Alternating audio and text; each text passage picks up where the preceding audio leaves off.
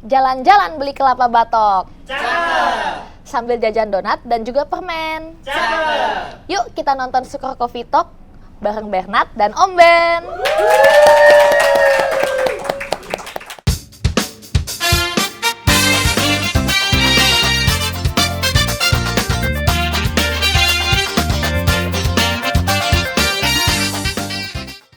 Halo Cuan Troopers, apa kabarnya?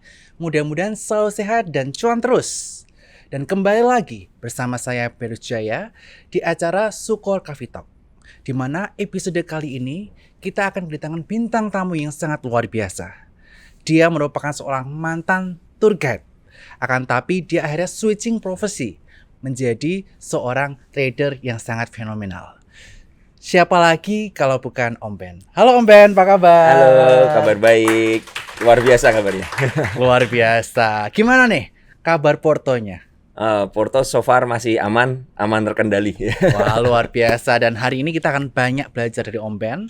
Tapi sebelumnya aku mau tanya dulu nih mengenai perjalanan karirnya menjadi seorang trader. Di mana sebelumnya adalah seorang tour guide. Nah, Om Ben, kan kita semua tahu nih, akun Instagram kamu itu namanya Jalan-Jalan Murah. Dan pada zaman dahulu, Om Ben ini menjadi seorang tour guide, betul? Betul sekali. Nah, boleh nggak Om Ben ini share pengalaman ke kita, gimana sih dulu memulai bisnis travel agent atau tour guide ini? Oke, jadi saya itu orangnya suka jalan-jalan. Ya. Awalnya seperti itu, saya sangat suka jalan-jalan dan saya itu memiliki kemampuan menghafalkan rute dengan cepat. Wow. Jadi kalau udah pergi ke suatu tempat, kemudian saya jalanin, saya bisa mengulang. Jadi memang ya nggak tahu, itu kemampuan saya. Nah pada awalnya dulu sebelum tour guide saya itu fotografer prewedding ya. Jadi sering foto-foto di luar negeri, kemudian setelah foto biasanya klien ngajakin jalan-jalan. Temenin jalan-jalan dong. Nah, pada akhirnya seorang teman bilang sama saya, lah daripada lu jalan-jalan gratis ya, mendingan lu buat bisnis dong. Jadi jalan-jalan dan dibayar. Dan saya berpikir, wah, oke juga ya. Nah, akhirnya ya udah, saya akhirnya memulai bisnis tour itu seperti itu. Oh, begitu. Dan kenapa namanya Jalan-Jalan Murah? Karena aku lihat kemarin Om habis liburan dari Jepang, Hong Kong, kayak liburannya sangat mewah. Tapi kenapa namanya Jalan-Jalan Murah nih? Ya, karena waktu dulu memang saya mencari nama yang paling gampang diingat ya, dan memang tour saya waktu itu memang segmentasinya untuk teman-teman yang mau liburan dengan budget yang murah. Karena saya di Jepang pun kita pakai public transport tournya seperti itu. Jadi benar-benar seperti backpacker supaya merasakan Jepang seperti orang lokal. Jadi akhirnya ya saya pakai nama Jalan-Jalan Murah aja lah, mungkin supaya gampang diingat ya, gampang diingat seperti itu. Wow, seru banget ya. Tetapi sayangnya nih, di bio IG-nya Om Ben sekarang tulisannya udah tour guide before pandemi. Ini artinya Om Ben udah nggak akan selama ini tour guide lagi atau gimana? Saya belum ngerti apakah saya akan membuka kembali usaha tour ya, tapi memang setelah begitu pandemi itu memang nggak bisa tour kan, akhirnya ya udah saya fokus ke trading dan sampai sekarang saya belum memulai usaha tour lagi. Jadi ya saya belum ngerti. Coba waktu itu sempet mau buka New Zealand lagi kan? Ya, saya sempat buka ke New Zealand, sudah dapat hampir 30 orang, akhirnya saya refund semua karena ada problem dengan visa. Jadi waktu itu visa New Zealand sangat susah sekali.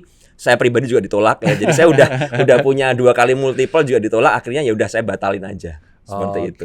Nah, kemudian nih kaitannya mengenai bisnis travel saat ini. Karena kita melihat pandemi udah beres, bahkan beberapa negara sudah menjadi endemi. Betul. Nah, bisnis traveling menurut Om Ben saat ini masih menarik atau enggak? Menurut saya masih menarik ya, masih menarik karena ya orang udah seperti di penjara ya, terpenjara selama pandemi, akhirnya udah bebas seperti itu, udah bisa traveling, bahkan sudah tanpa masker sekarang ya. Udah tanpa masker, sudah tidak ada pengecekan vaksin dan lain sebagainya, udah jadi endemi. Jadi menurut saya ini sebuah bisnis yang menjanjikan lagi seperti itu. Good banget ya. Dan sekarang kita pengen tahu nih kesibukan Om Ben saat ini. Nah, dulu kan Om Ben kan sibuk menjadi seorang tour guide, fotografer. Nah, kalau sekarang kesibukan Om Ben apa? Saya kesibukannya sekarang ya lebih ngurusin market ya, memantau market. Kemudian juga saya ada grup komunitas saham ya yang harus dibantu teman-teman untuk analisa dan lain sebagainya. Jadi benar-benar ya pekerjaan saya sekarang setiap hari ya memantau market seperti itu. Nah, tadi Om Ben udah cerita ya kalau Om Ben ini mengasuh nih istilahnya, membimbing ratusan atau ribuan member dari komunitas PPC ya, yaitu betul. para pencari cuan.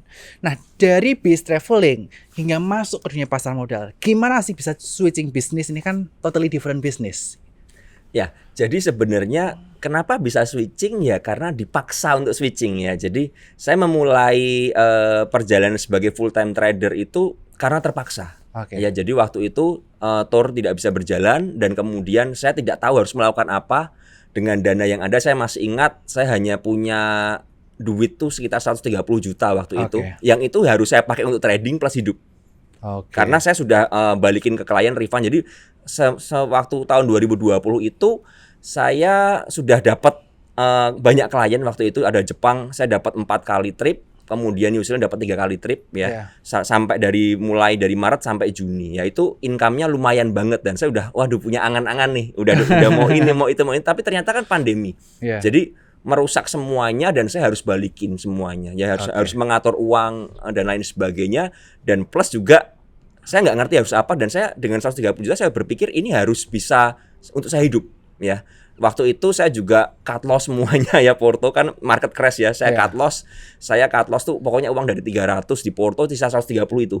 Saya cut loss bersihin Porto dan akhirnya ya udah saya akhirnya mulai belajar untuk trading lagi ya, benerin psikologis lagi ya dan semuanya bisa puji Tuhan bisa berjalan sampai sekarang. Seperti itu. Dan Om Ben ini di saham terkenal itu sebagai seorang scalper nih. Kenapa akhirnya memilih jurus sebagai seorang scalper? Instead of investor, instead of swing trader, tapi scalper. Mengapa Om Ben? Karena saya rasional ya, saya rasional. Saya cuma punya dana yang nggak terlalu besar ya. Saya punya dana yang cuma 100 jutaan. Kalau saya berpikir waktu itu kalau saya memang pakai untuk invest ya, saya kan harus mencukupi kebutuhan sehari-hari ya. Harus makan dong tiap hari. Nah, ini kalau diinvestin begini kan akan lama sekali ya. Pasti berpikir akan lama. Jadi waktu itu jadi sebelum pandemi pun saya udah ke arah scalping di tahun 2018 ya. Ketika waktu itu saya masih ingat marketnya juga crash ya, marketnya turun banget ya. Waktu itu double top IHSG-nya.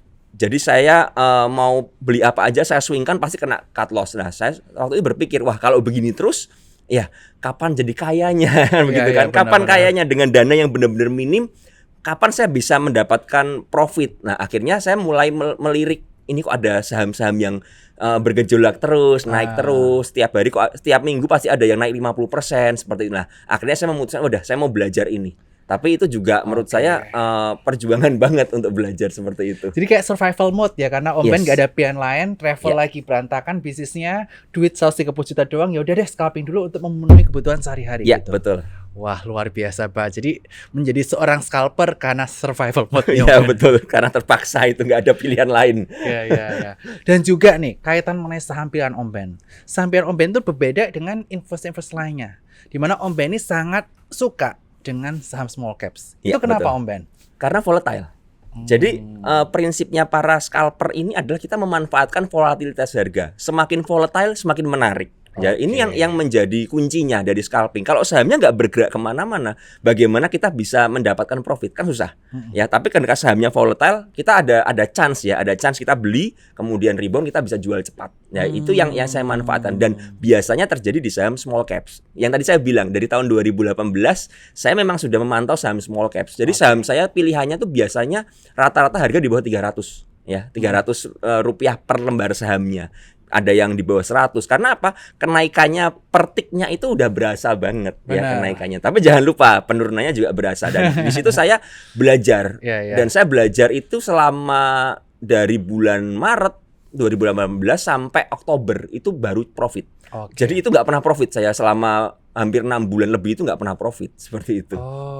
Oke. Jadi untuk menjadi seorang scalper itu yang paling penting tadi pertama kita konsisten belajar. Tadi Om Ben 6 bulan nggak pernah profit. Dan yang kedua cari saham volatilitas tinggi. Ya, betul. Sehingga Om Ben ini suka saham-saham lapis ketiga. Jadi buat teman-teman para scalper ini harus belajar bareng Om Ben. Dan Om Ben ini memiliki komunitas yaitu PPC atau para pencari cuan. Yang teman-teman bisa cek juga di Instagramnya para pencari cuan. Dan by the way soal PPC nih, sekarang membernya udah berapa sih? Dan bagaimana komunitas ini bisa bertumbuh bahkan nggak cuma di kota Jakarta doang, tapi di kota-kota lainnya? Ya, jadi PPC ini awalnya ya waktu pandemi itu berawal dari 200 orang ya waktu bulan Maret April 2020. Kemudian waktu itu saya jadi CEO di situ ya. Akhirnya saya mengelola karena foundernya ada kesibukan ya. Dan waktu itu foundernya udah bilang sama saya waktu itu, PPC mau saya bubarin. Saya bilang, waduh sayang banget, jangan dibubarin dong. Ini ada potensi, saya bilang begitu. Tapi saya nggak bisa handle. Oke lah, saya bilang, kalau kamu percaya sama saya akan handle. Kamu udah nggak usah urusin dulu, saya handle semuanya. Saya akan bentuk tim. Nah akhirnya dia percaya sama saya, ya udah. Akhirnya saya handle. Dari waktu itu kebetulan memang waktu pandemi itu pertumbuhan investor retail sangat tinggi sekali kan. Saya waktu itu buat YouTube di bulan Mei 2020 dan ternyata antusiasmenya bagus banget. Jadi dari kita member 200 itu di bulan Juni udah 1000. Wow, 5 kali lipat. 5 kali lipat. Jadi benar-benar ledakan retailnya luar biasa banget dan akhirnya kita mencapai peak puncak itu member itu hampir 4000. Gila. Ya, hampir 20 kali lipat dari initial member. Wow. Jadi naik ke 4.000, kemudian ya kita ngerti marketnya seperti ini ya, udah menurun banget, investor retailnya menurun. Sekarang member kita sekitar 2.300-an. Oh, masih naik 10 kali lipat ya? Ya masih cukup oke lah. Saya juga bilang sama teman-teman di PPC ya, sama teman manajemen ya, kita harus realistis ya. Kita nggak bisa mengharapkan seperti dulu. Kita survival mode juga nih, karena memang ini seleksi alam di market seperti itu. Nah jadi ya udah, kita bersyukur masih ada member yang masih bertahan juga mau belajar dan berkembang bersama-sama dengan PPC. Wow, luar biasa, tepuk tangan buat Om Ben ya. Dan suka duka nih untuk mengurusi member yang 2.000 sampai 4.000 ini apa nih? Suka duka dari Om Ben. Kalau loss dihujat. Biasanya begitu. Jadi kalau loss saya mengalami ada member marah-marah dan lain sebagainya. Karena mungkin mereka berpikir dengan saya membayar ini, saya harus mendapatkan profit. Padahal dari awal saya selalu menekankan kita ini belajar. Ya, kita belajar. Jadi profit akan datang dengan sendirinya ketika kita menemukan konsistensi. Ya, kita dapat ilmunya, kita konsisten, kita dapat profit. Tapi kebanyakan teman-teman ini biasanya mau instan. Ya kan? Pokoknya aku join PPC ya, Om Ben kasih rekom harus profit. Saya beli harus saya cuan. Nah, yang jadi problem di situ. Ketika mereka tidak mengerti dengan keadaan market sebenarnya bahwa sebuah rekom itu hanyalah alat bantu mereka untuk belajar seperti itu ya. Mereka ngejarnya profit. Maka ketika mereka mengalami loss, mereka akan kecewa, akan marah-marah rata-rata. Ya itu dukanya. Tapi sukanya saya bersyukur banyak teman-teman yang saya lihat sendiri ya, saya menemukan teman-teman ini bisa profit konsisten yang sampai dari nggak punya rumah bisa beli rumah. Wow, luar biasa. Rumahnya pun nggak cuma 1, 2.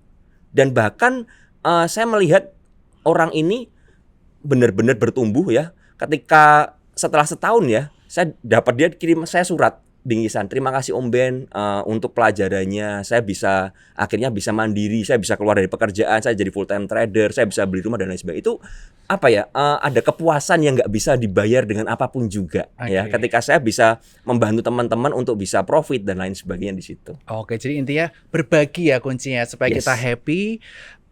Levelnya beda ya happiness-nya kalau kita udah bisa berbagi buat orang lain. Jadi mudah-mudahan kita semua bisa terus support Om Ben, dan juga jangan lupa yang mau join PPC juga boleh ya. Boleh. Dan juga buka rekening Sukor di Sukor Sekuritas.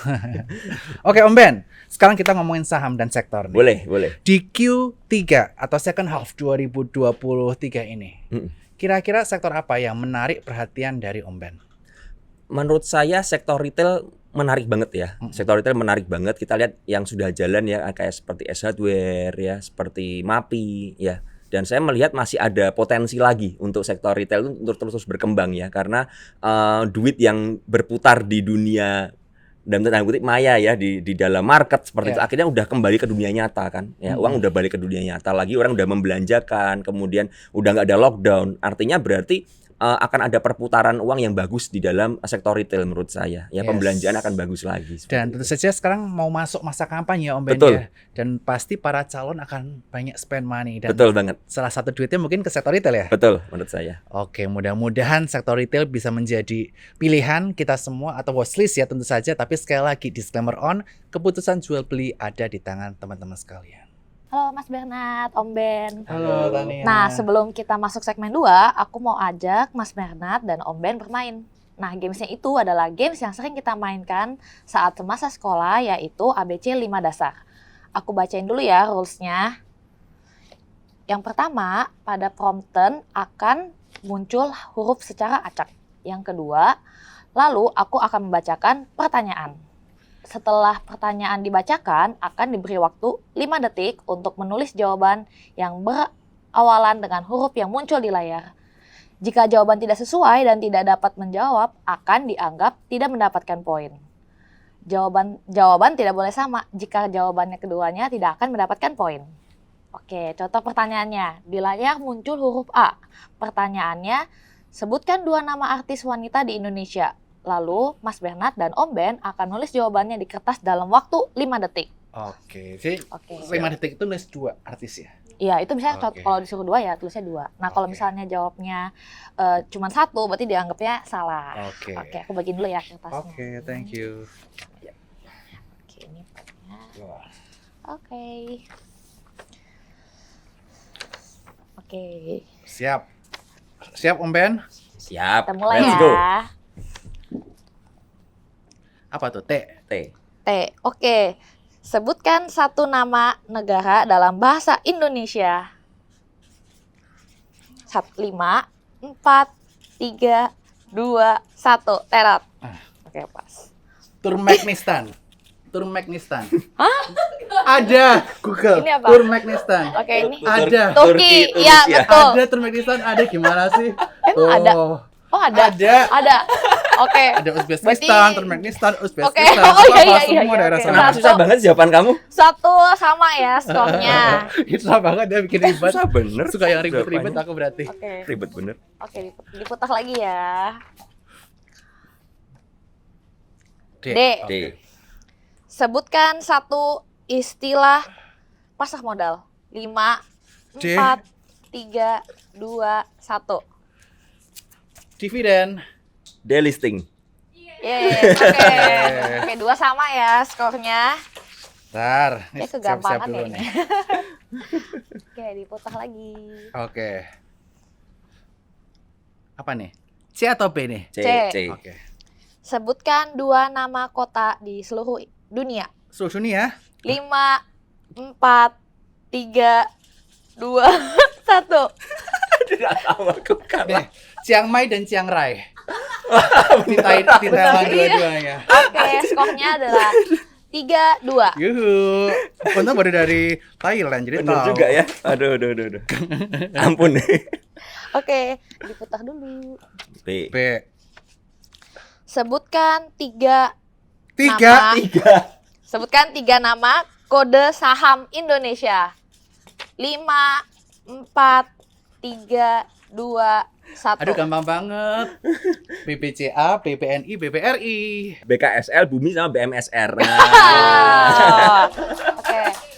4, 3 Beda ya. epetet skornya. ini ya kelihatan. Beda appetite. Kelihatan beda epetet ya. Bentar Aku nggak susah nih. kepikiran BBCA loh sampai. Oke. D ya. C. Mana? Mana? Ulang. Belum. E. Aduh susah nih E. E. Sebutkan 2 nama buah dalam bahasa Indonesia. 5, 4, 3, 2, 1. Gak ada. Apa ya? Itu apa? Oke. Kita ulang ya. Mana Karena dulu ada? nggak ada. Karena dulu nggak ada, kita ulang. Buah apa ini? Iya, susah ya, apa ya? Iya. Oke, nama buah. 5, 4, 3, Enggak tahu. 2, 1. Gak tahu. Apa watermelon? ada lah watermelon. Bahasa Inggris ini. Gimana Bahasa nih? Indo nggak ada. Oke, kita ulang lagi deh. Susah banget. Apa nih? S. 5, 4, 3, 2, 1. Sawo dan salak. Salak dan semangka. Oke, benar ya. Oke, berarti skornya 5, 4. Yuhu, bentar. Susah nih. Oke, diputar dulu. Bentar ya. Oke. Yuk. Ini A ya. A mana? Oke. Sebutkan 1 nama financial influencer. 5, 4, Ah. 3, 2, 1. Yuk. Andi Senjaya. Mantap. Yeay. Berarti 6, 4. 4. Aduh berat. Aduh. Gampang nih. Enggak kepikiran di Senjaya aku. Ahmad Dhani kepikirannya. B. Oke. Oke. Sebutkan 1 nama perusahaan yang terdaftar di Bursa Efek Indonesia. Nama perusahaan. 5, 4, 3, 2, 1. Bumi Resources. Bank Mandiri. 7. 5. Bumi Kalah lah Resources. ini Yes. sama Bernard lah. Oke. I. Oke, sebutkan satu nama hewan dalam bahasa Indonesia. Oh, gampang 5, banget. 4, 3, Sama 2, kita. 1. Ya. Berarti nggak dihitung ya. Nggak dihitung, Ulang lagi ya. ulang. Nggak, udah. Oke, next sorry. Oke, bentar. Oke, Lihat Kak. aja deh. Ini Tinggal cepet. pertanyaan terakhir ya. D. Sebutkan satu nama artis laki-laki di Indonesia. Oke, 5, gampang ini mah. 4, Nggak tahu aku. 3, 2, 1. Delon. Oh iya, betul. Ampun lah. Oke. Nggak kepikiran. Skornya 8-5. Oke, Yeay. pemenangnya adalah Mas Bernard. Jangan lupa untuk posting ya Om Ben. Posting apa? Saya mengaku kalah ke @bernarduswijaya Oh, boleh. dengan hashtag Sukoh Coffee Talk. Oke. Teks Oke. sebuah kualitas dan benefit. Iya. Siap. Oke, aku pamit Oke. dulu ya. Dah. Oke, sekarang kita akan lanjut mengenai pengalaman Om Ben menjuarai salah satu kompetisi trading di salah satu platform. Boleh diceritain nggak gimana Om akhirnya memutuskan untuk join kompetisi itu, memenangkan hadiah dan menjadi populer dari kompetisi tersebut? Iya, jadi saya ikut kompetisi itu sebenarnya tidak sengaja. Dalam arti begini, saya nggak pernah ngerti ada kompetisi itu ya sebenarnya. Sampai akhirnya seorang teman Mas Bekti itu juara ya. Kemudian saya sempat berkomunikasi dengan Mas Bekti, waktu itu kenalan dan lain sebagainya.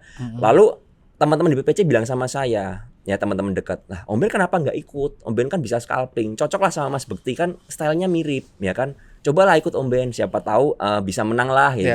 Saya mikir ya udahlah saya coba-coba ikut, nggak ada salahnya juga kan, ikut nyoba-nyoba juga. Dan saya juga trading seperti biasa, waktu itu marketnya juga rame banget kan. Ya akhirnya ya udah saya coba-coba. Saya waktu itu masuk ke kelas yang paling tinggi, yang premier. Saya ambil profit return yang modalnya minimal 200 juta. Ya saya isi 200 juta. Ya saya trading seperti biasa. Nah tapi ternyata setelah saya trading kan market kan saham-saham top liner masih volatile banget kan waktu itu kan. Wah asik banget kan. Nah saya minggu pertama loh kok udah peringkat 1. Jadi saya itu bersyukur dari awal kompetisi sampai akhir saya tuh hanya kegeser di peringkat 2 itu sekali aja, satu hari aja ya. Jadi kok peringkat 1 terus. Nah dari situ akhirnya ya udah. Akhirnya Mas Bekti sering DM saya, Om Ben harus juara ya, Om Ben harus juara nih, tanggung nih. Ya, dipanasin terus kan, dikomporin kan. Akhirnya wah bener juga ya, ini udah nanggung. Akhirnya ya udah, saya seriusin dari awalnya nyoba-nyoba, saya seriusin bener-bener. Saya bener-bener mantau market dan saya waktu itu saya merasa bahwa saya itu sudah mencapai limit saya dalam trading. Bener-bener sudah kayak orang gila rasanya.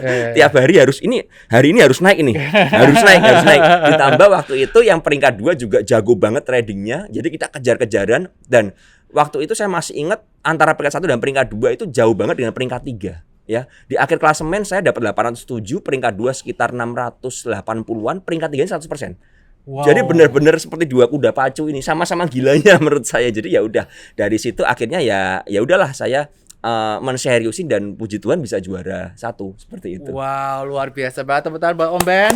Ternyata bisa cuan 800% lebih dalam waktu berapa lama? 5 minggu waktu itu. Hanya dalam waktu 5 minggu. Jadi semua is possible di dunia saham. Jadi jangan lupa mulai belajar untuk investasi saham, terutama bersama dengan Sukor Sekuritas. Nah, Om Ben nih, aku pengen tahu nih. Dulu kan Om Ben menjadi seorang tour leader atau tour guide. Sekarang menjadi seorang full time trader. Perbedaannya apa sih kehidupan seorang full time trader dan juga sebagai seorang tour guide? Ada plus minusnya ya. Jadi teman-teman saya mau kasih tahu, orang bilangnya waduh full time trader itu pekerjaan impian ya kan. Enak banget nih memiliki kebebasan finansial, kebebasan waktu dan lain sebagainya. Tapi setelah saya merasakan ada plus minusnya. Ya, plusnya tuh apa seorang full time trader dibandingkan pekerjaan lain? Ya, tadi yang dibilang, ada yang namanya kebebasan waktu. Nggak ada ikatan. Jadi ketika saya bekerja tour saya masih ngurusin orang kan, ya masih ngurusin klien, chatting klien, kemudian ngurusin persiapan nanti di Jepang juga ngurusin dan lain sebagainya. Tapi ketika di saham ini saya mengurusin diri saya sendiri, tidak ada orang lain yang terlibat. Jadi saya tidak ada yang namanya dalam tanda kutip drama-drama emosional dengan orang, ya kan, gesekan-gesekan dengan orang itu sangat minim sekali karena saya mengurusin diri saya sendiri. Itu plusnya. Tapi ada minusnya. Minusnya adalah kita itu sebagai seorang full time trader akan mengalami titik jenuh ketika marketnya tidak sesuai dengan harapan kita. Ketika marketnya seperti kemarin ya, ini udah cukup oke sekarang sih. Yang kemarin itu awal-awal bulan itu benar-benar berat banget ya, mungkin bulan Maret, April, Mei, ya itu sangat berat sekali dan itu membuat saya berpikir apa saya harus buka usaha real ya. Sampai saya berpikir seperti itu karena bener-bener jenuh. Dan sebagai seorang full time trader itu ya, ketika kita udah punya dana untuk hidup ya seperti itu ya, kita kan kalau market nggak oke kita akan nganggur. Ya. Terkadang saya merasa kok saya seperti useless banget gitu loh, kayak pengangguran banget nih. Orang nggak ada kerjaan, kerjanya bangun siang ya kan, di depan laptop ya, terus jalan-jalan ke mall, keluyuran. Kayaknya ini apakah saya cukup merasa berguna ya? Jadi ada pertanyaan-pertanyaan seperti itu ya, ditambah kalau marketnya bikin loss terus. Ya kan kemarin sempat saya trading, trading loss. Aduh, ini kalau loss begini terus modal saya bisa habis lama-lama. Nah, saya sampai berpikir saya waktu itu, saya mau break dulu, saya istirahat dan makanya waktu kemarin kan saya sering pergi kan. Saya sering jalan-jalan. Jajan mahal. Daripada saya buang uang saya di market dengan cut loss, mending saya jalan-jalan untuk refreshing, untuk melihat dunia dan lain sebagainya ya. Sama-sama hilang uang tapi hilang uangnya ini berguna buat saya. Ada experience betul banget, daripada kalau loss di market kan stres. Nah, itu minusnya. Jadi, teman-teman jangan pernah berpikir bahwa seorang full time trader itu enak terus. Enggak. Kalau marketnya oke, kita profit, wah enak banget. Kalau marketnya loss, kita berat, wah bisa stres banget. Nah, itu enggak enaknya. Bedanya seperti itu. Ya, setuju sih. Jadi, full time trader itu bebannya di psikologi ya. Yes, apalagi kalau betul. market tidak sesuai ekspektasi. Jadi, hati-hati nih buat para cuan troopers yang ingin menjadi full time trader, jaga ekspektasi. Betul. Nah, Om Ben, sebelum kita tutup sesi hari ini, aku pengen tahu nih, apa sih tips buat para scalper supaya mereka bisa sukses menjadi scalper, dan apa saja yang perlu diperhatikan sebagai scalper? Oke, saya selalu bilang bahwa dalam trading, apalagi scalping, terutama di saham yang volatile, saham-saham third liner, kita harus bisa memanage resiko. Itu kuncinya. Jadi teman-teman harus bisa manage resikonya. Teman-teman siap nggak dengan volatilitasnya? Ingat ya, tadi saya bilang kalau semakin volatile semakin ada potensi profit. Ya. Tapi juga ada resikonya, semakin cepat loss. Ya. Ya kan? Karena benar-benar volatile banget nih, volatile banget. Saya masih ingat waktu itu saya sempat beli waran, saya beli di harga 20, selang 10 menit 15 menit naik ke 346.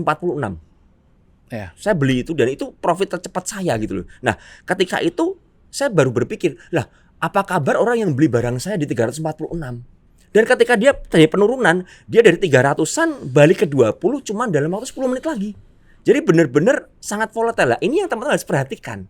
Ya, kalau teman-teman udah yang namanya bawaannya FOMO, nggak bisa ngontrol diri, kemudian mengabaikan resiko, all in all margin pula. Nah, ini bahaya banget ya. Teman-teman akan menderita banget yang namanya loss besar. Nah, ini yang menurut saya harus diperhatikan. Jadi kuncinya adalah kita memperhatikan resiko. Dan kita mengukur resiko, kemudian kita siap nggak dengan resikonya. Kalau kita siap, go ahead. Nggak siap ya udah jadi investor aja atau main ke saham-saham yang kurang volatile seperti second liner atau bahkan first liner seperti itu. Jadi dia scalper is not for everyone ya. Not for everyone. Oke, sekali lagi terima kasih kepada Om Ben yang telah join di acara Sukor Cafe Talk hari ini. Thank you Om Ben. Ya, sama-sama. Mudah-mudahan sharing Om Ben ini bisa berguna buat rekan-rekan sekalian, terutama yang ingin belajar menjadi scalper.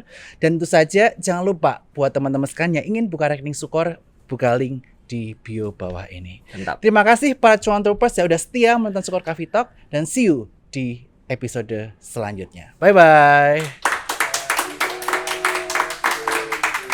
Yuk.